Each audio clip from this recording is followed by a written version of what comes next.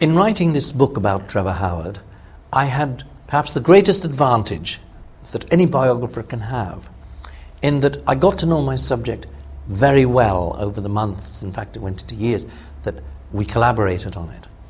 And I had the opportunity to see him in all kinds of moods and in all sorts of situations. And one of the, if you like, enduring memories I have of Trevor is how unstar-like he was. He didn't have much time for the sort of rather preening sort of stars of that particular period. He didn't regard himself really as anything exceptional. He saw himself more as a journeyman than a craftsman. And he was completely without ego, which is very, very refreshing when you're in somebody's company for quite some time. I've been with actors, and sometimes I've been in a 2-hour conversation, a long, in-depth interview with a famous actor, and throughout that particular time, not once have they asked who I was, where I came from, anything about me at all. It seems that they were completely self-absorbed in their own careers and in their own personalities. Trevor wasn't like that. He wasn't the, if you like, the traditional actor who sort of swanned around feeling rather grand about himself. His friends weren't really amongst actors. His friends were sports people. He was devoted to cricket. And his best friends were really from the sporting world, not the acting world. I don't think he had much time for the sort of for that kind of existence, the lovey kind of world. It wasn't his existence at all. And there's a wonderful case where he went to David Niven's memorial service at St. Paul's, I think in Covent Garden.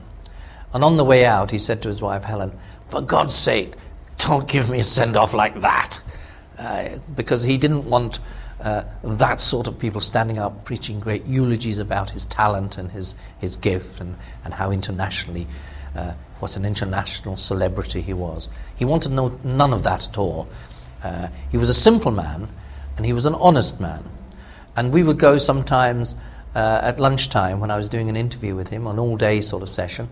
About 1 o'clock, he'd be starting to flag a bit, and he'd feel like a drink.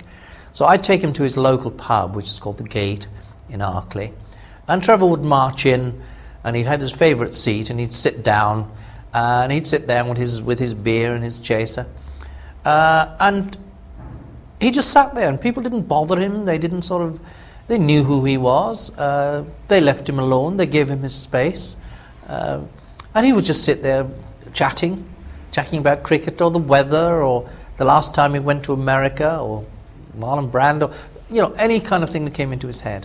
And if people came up to him, as they did on occasion, not everybody left him alone. There was always the inquisitive person who came into the bar and nudged their friend and said, "Hey, look what's over there." And they'd go over and go, always terribly courteous, always terribly polite. There's one classic example where somebody went up to him, not while I was with him. Somebody went up to him and said, "I'm a great admirer of yours." And Trevor said, "Oh, I'm glad to hear it." And they said, "Yes, you were marvellous in that Cruel Sea film. You really did look like the submarine, the sort of corvette commander." And Trevor said, "Well, that's awfully kind of you to say that." Not bothering to point out, in fact, that it wasn't him, but it was Jack Hawkins that his new admirer was talking about. And it was so typical of Trevor not to sort of put anybody down. You could have said, much. We could have been very curt and say, "Oh, sorry, old chap, that wasn't me." But no, he just let it pass. He said, "That's awfully kind of you. Thank you very much indeed." And to this day, I suppose the guy thinks that he was talking to Jack Hawkins.